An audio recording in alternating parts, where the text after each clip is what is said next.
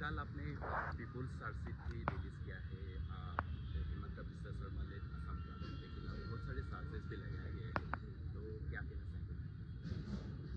देखिए, वो कोई नई चीज़ें नहीं है, वो सब चीज़ें हैं जो पब्लिक जानती है और देखती है, और पब्लिक थकी हुई है कि किस तरह से असम में जितनी भी असम की संपत्ति है, असम की जनता की संपत्ति है, वो बड़े बड़े उद्योगपतियों को, एक परिवार को दी जा रही है।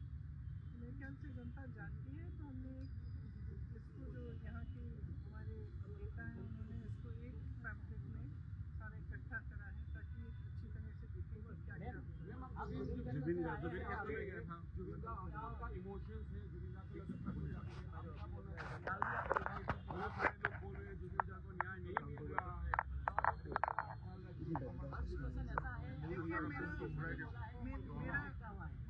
मेरी सोच है और हमेशा ये सोच रही है कि ऐसी चीज़ों को हमें इन चीज़ों का राजनीतिक फायदा उठाने की कोशिश नहीं करनी चाहिए।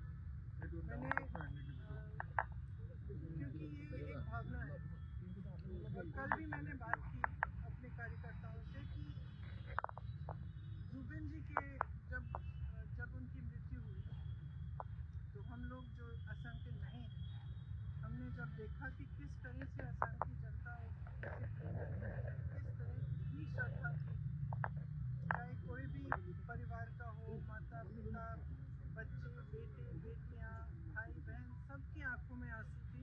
और हमने ये सोशल मीडिया पे, मीडिया में हमने ये सब देखा, तो हम बाहर से जो देख रहे थे, हम समझने की कोशिश कर रहे थे कि क्या है ये भावना, ये इमोशन जिसकी वजह से जनता इस व्यक्ति से जुड़ी हुई है।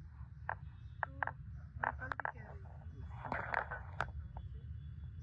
कि जुबिन जी एक तरह से असम की आत्मा की आवाज़ थी, असम की अभिव्यक्ति थी, जो आस्ते आस्ते मेरे ख्याल से बहुत लोगों को ऐसा लग रहा है, जितने लोगों से मैं बात कर रही हूँ उनको ऐसा लग रहा है कि एक हमारा जो असम है, जिसके लिए मतलब जो एक एकता का असम था, एक सभ्य असम था, आज कल रोज़ रोज़ हिंसक बातें हैं, आक्रामक बातें हैं, ये हमारी सभ्यता नहीं है। असम की जो सभ्यता है उसके बारे में गाया जुबिन जी ने, जो भी उनके जितने भी उनके गाने थे, अगर आप सुने, उसमें एक भी गाने में ये नहीं था कि इससे नफरत करो, ये तुम्हारा दुश्मन है, इसको मारो, नहीं था।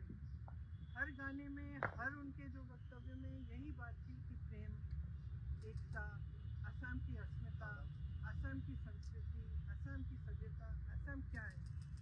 और मैं कल अपने कार्यकर्ताओं को कह रही थी कि देखो, हम भी उसी चीज़ के लिए लड़ रहे हैं। एक तरह से हमारी लड़ाई जो है असम की संस्कृति, असम की सभ्यता को बचाने की लड़ाई है, और हमें ये बात समझनी है। बस इसका हम जुबिन जी का इस्तेमाल, राजनीतिक इस्तेमाल नहीं करना चाहते और ना किसी को करना चाहिए। वो एक राजनीति से ऊपर थे, उनका जुड़ाव जनता के साथ एक भावनात्मक जुड़ाव था, एक जज्बाती जुड़ाव था।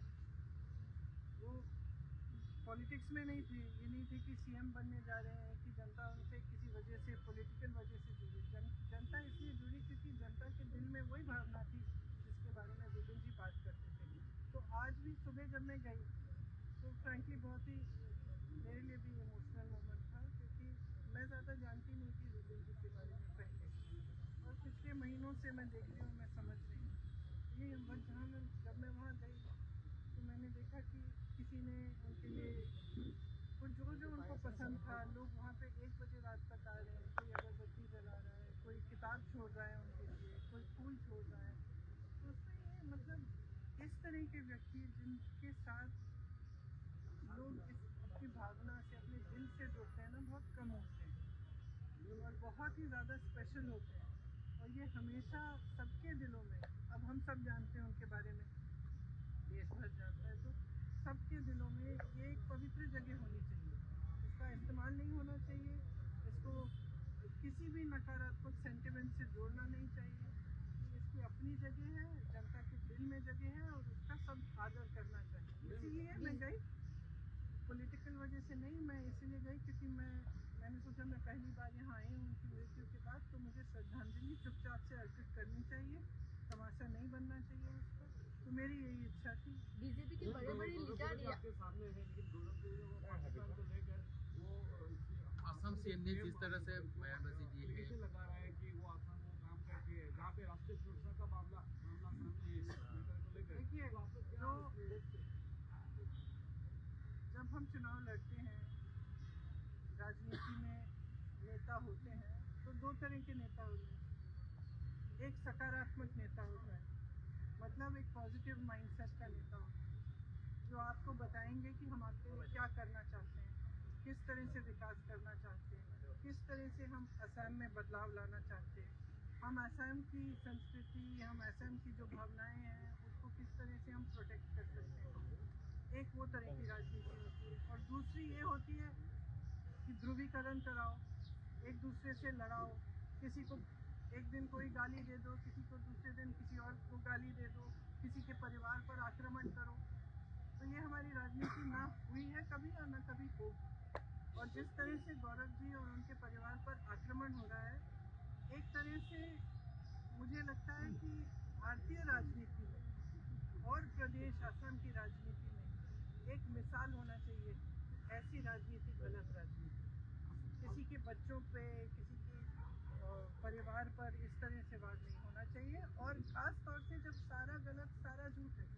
और मेरे ख्याल से असम की जनता जानती है इन पे वार हो क्यों रहा है। वार इसलिए हो रहा है क्योंकि इनसे वो घबरा रहे हैं, क्योंकि वो घबरा रहे हैं ये देख के कि ये जो है एक सभ्य इंसान है, ये एक सकारात्मक इंसान है, ये एक दूसरी तरह की राजनीति लाना चाहते हैं जो एक्चुअली सच्चाई में असम की असली भावना है। देखो, अगर असम की जनता की असली भावना ये नहीं होती तो वो जुबिन गर्ग जैसे व्यक्ति से नहीं जुड़ती।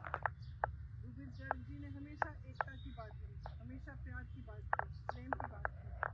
तो ये तो कोई भावना होगी ना जनता के दिल में। तो मेरे ख्याल से जनता भी इसको देख के कुछ हद तक ठीक है सुन लेगी, लेकिन उनको किसी को ये पसंद नहीं आएगी ये बात कि इस तरह की गलत बातें किसी के बारे में की जाएगी। मैम राहुल गांधी जी आज सुल्तानपुर एमपी एमएलए कोर्ट में पेश हो रहे हैं, क्या कहना चाहते हैं? अब ये उसी तरह की राजनीति का मिसाल है कि केस डालो, झूठे केस डालो, लोगों को प्रताड़ित करो।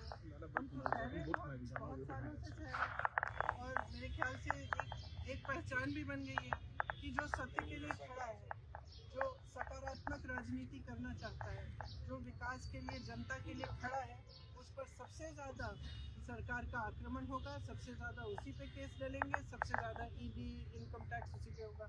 तो एक बैज है, ऑनर का बैज है कि हाँ ठीक है, हम सही रास्ते पे हैं क्योंकि हम पे आक्रमण हो रहा है। और मैं वही चीज़ गौरव जी के बारे में बोलूँगी कि सही रास्ते पे चल रहे हैं, इसीलिए इतने खराब आक्रमण हो रहे हैं। अभी पाकिस्तानी का एपिसोड 2 आ रहा है, अभी बोला है सीएम। आसाम का सीएम हमेशा सीएम साहब से कहिए कि वो असम के विकास की बात करें, वो असम के लोगों की बात करें, वो बताएं कि क्या किया है असम के लोगों के लिए, वो बताएं कि किस तरह से अगले 5 सालों में क्या करने जा रहे हैं। आज का नौजवान है ना, वो जानना चाहता है, आज का नौजवान रोजगार चाहता है, आज की नौजवान महिला भी रोजगार चाहती है। आज की जो जनता है वो इतनी आसानी से इन बातों में से नहीं फुसलाई जाएगी। और मैं तो यही कहूँगी असम की जनता से कि आप जागरूक बन जाओ, खास तौर से नौजवानों से। आप एक ऐसी राजनीति चुनो जो आपके लिए काम करके दिखाए, जो काम की बात करे, पॉजिटिव बात करे, आपकी जो भावनाएं हैं उसकी बात करे, आपके असम को, आपके प्रदेश को मजबूत कैसे बनाना है वो बात करे। हमेशा बोलते हैं कि उनके पास मेजोरिटी एमएलए का सपोर्ट था, फिर भी एआईसीसी ने आप लोगों ने उनको सीएम नहीं बनाया, तो क्या वजह थी था जो आप लोगों ने उनको सीएम नहीं बनाया था उस वक्त? राजनीति में बहुत निर्णय होते हैं, ठीक है, और राजनीति में कभी कभी अपने खिलाफ, कभी कभी अपने पक्ष में होते हैं, कभी किसी और के पक्ष में होते हैं, ये सहना पड़ता है। तो 10 साल बाद अगर अभी भी उसी बात पे रो रहे हैं तो मैं क्या करूँ। कांग्रेस में दूसरी बात ये है कि आपने देखा है कि कितना भ्रष्टाचार हो रहा है। मैम इस बार ये भ्रष्टाचार जो है ना, ये एक विश्वासघात है असम की जनता के साथ। ये हमारी जेब से नहीं ले रहे हैं पैसे, ये जो संपत्ति सारी इकट्ठी कर रहे हैं, जो अपने बड़े बड़े उद्योगपति मित्रों को दे रहे हैं, ये असम की जनता की संपत्ति है। जो ज़मीन बड़े बड़े उद्योगपतियों को दी जा रही है, वो असम की जनता की संपत्ति है। जितने बड़े बड़े उद्योग दिए जा रहे हैं वो असम की जनता के हैं, और असम की जनता समझ रही है, देख रही है। मैं तो ये नहीं मान सकती कि नहीं दिख रहा है, और जब देख रही है तो पहचान भी रही है कि बदलाव का समय आ गया।